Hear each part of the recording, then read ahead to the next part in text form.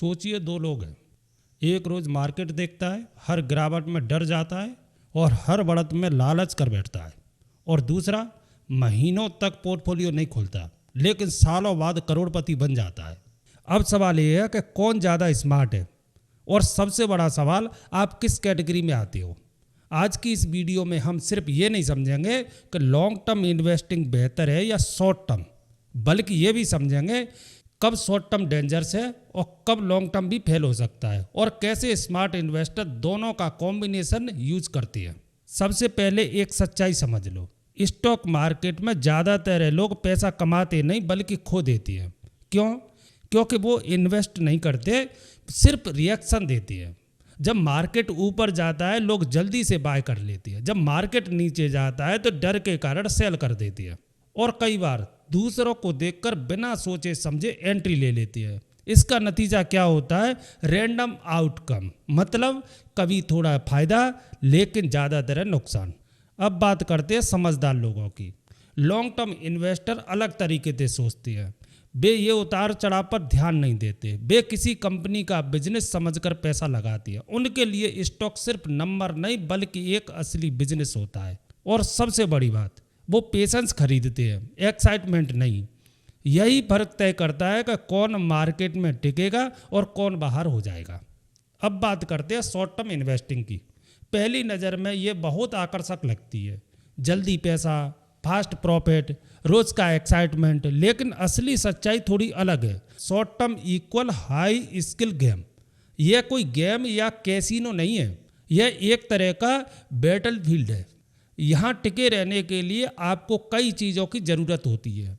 सही technique analysis, मजबूत skill management, अच्छा इमोशनल कंट्रोल और तेज फैसले लेने की क्षमता। लेकिन इन सबसे भी ज़्यादा ज़रूरी है लॉस सहने की कैपेसिटी, क्योंकि यहाँ हर दिन जीत नहीं मिलती, कई बार नुकसान भी होता है। अब सबसे बड़ी समस्या कहाँ आती है? ज़्यादातर लोग मार्केट को कंट्रोल करना चाहते हैं लेकिन अपने फैसले और भावनाओं को कंट्रोल नहीं कर पाते। जब स्टॉक गिरता है डर के कारण लोग जल्दी सेल कर देते हैं, और जब स्टॉक तेज़ी से बढ़ता है लोग फोमो में आकर ऊंचे दाम पर बाय कर लेते हैं। यही सबसे बड़ी गलती है। नतीजा क्या होता है? लोग हाई प्राइस पर खरीदते हैं और लो प्राइस पर बेच देते हैं, मतलब बाय हाई सेल लो। इसलिए याद रखो, शॉर्ट टर्म में कमाना आसान नहीं है, इसके लिए स्किल, धैर्य और सही सोच बहुत ज़रूरी है, वरना ये जल्दी पैसा देने के बजाय आपका पैसा जल्दी ले भी सकता है। अब बात करते हैं लॉन्ग टर्म इन्वेस्टिंग की। पहली नज़र में ये थोड़ा बोरिंग लगता है, कोई रोज़ का एक्साइटमेंट नहीं, कोई जल्दी पैसा नहीं, लेकिन सच ये है, यही बोरिंग तरीका आपको समय के साथ अमीर बना सकता है। लॉन्ग टर्म की असली ताकत क्या है? कंपाउंडिंग, बिजनेस ग्रोथ और सबसे ज़रूरी टाइम एडवांटेज। यहाँ सबसे बड़ा मैजिक क्या है? टाइम आपके लिए काम करता है। आपको हर दिन कुछ करने की ज़रूरत नहीं होती, बस सही समय पर निवेश करके समय देना होता है। चलो इसे एक उदाहरण से समझते हैं। अगर आपको हर साल लगभग 15% रिटर्न मिलता है तो 5 साल में आपका पैसा सिर्फ डबल नहीं होता बल्कि 2 गुने से भी ज़्यादा हो सकता है।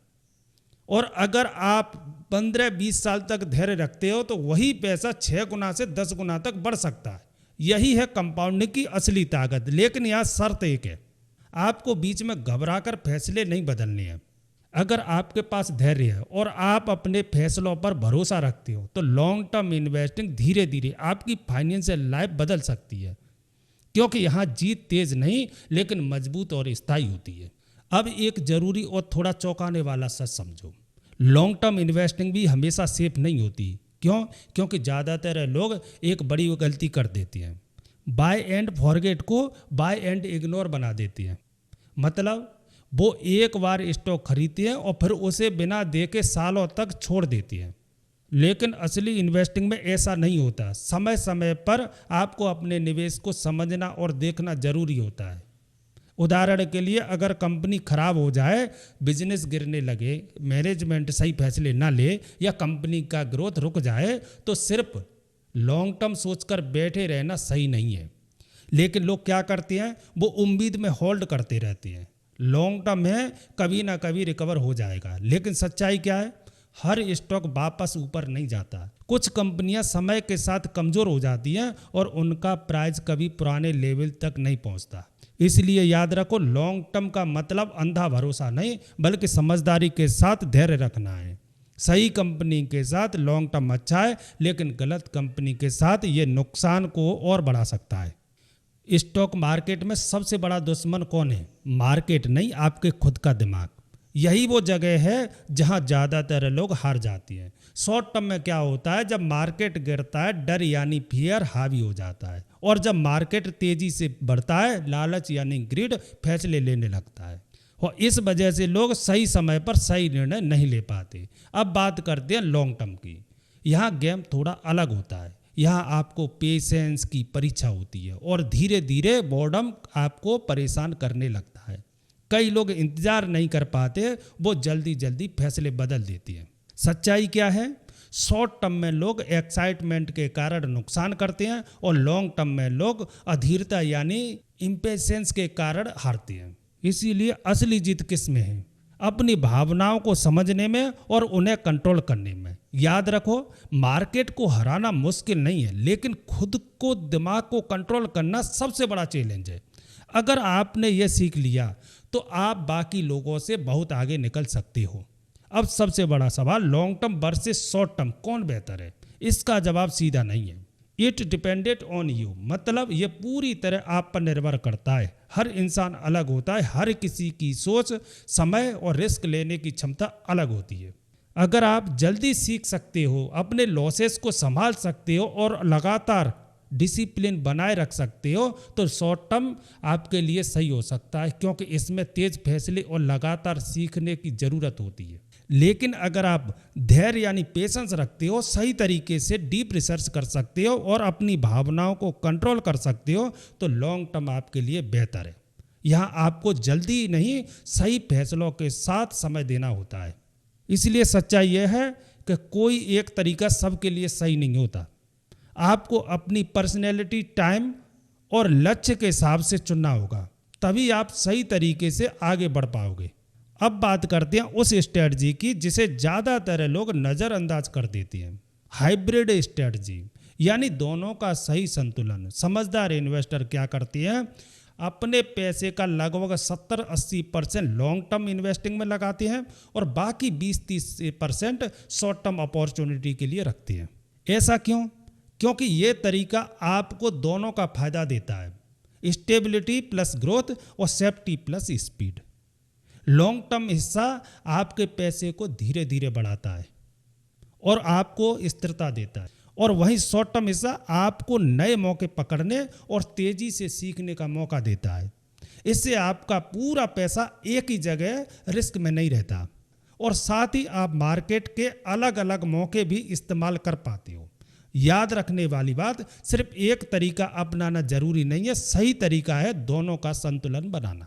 अगर आप समझदारी से ये बैलेंस बना लेते हो तो आप न सिर्फ रिस्क को कंट्रोल कर सकते हो, बल्कि अपने रिटर्न को भी बेहतर बना सकते हो। अगर आपको एक सिंपल और काम करने वाला तरीका चाहिए तो इस फ्रेमवर्क को फॉलो करो। स्टेप 1, सबसे पहले अपना कैपिटल बचाओ। इसके लिए अपना ज़्यादातर पैसा लॉन्ग टर्म इन्वेस्टिंग में लगाओ। यह हिस्सा आपके पैसे को सुरक्षित रखने और धीरे धीरे बढ़ाने में मदद करेगा। स्टेप 2, अब ग्रोथ के लिए थोड़ा हिस्सा अलग करो, इसे शॉर्ट टर्म अपॉर्चुनिटी में लगाओ। यहाँ आप नए मौके सीख सकते हो और अगर सही फैसला लिया तो जल्दी रिटर्न भी मिल सकता है। स्टेप 3, सबसे जरूरी नियम, इमोशनल नहीं सिस्टम फॉलो करो। मतलब डर, लालच और दूसरों को देखकर फैसला मत लो, एक तय प्लान बनाओ और उसी के अनुसार काम करो।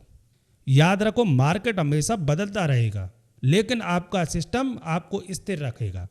अगर आप इस फ्रेमवर्क को सही तरीके से अपनाते हो तो आप न सिर्फ अपने पैसे को सुरक्षित रख पाओगे, बल्कि समय के साथ उसे लगातार बढ़ा भी पाओगे। यही है स्मार्ट इन्वेस्टिंग का असली तरीका। तो आखिर सच क्या है? शॉर्ट टर्म आपको तेज बना सकता है, लॉन्ग टर्म आपको अमीर बना सकता है, लेकिन असली ताकत कहाँ है? बैलेंस आपको अनस्टॉपेबल बनाता है।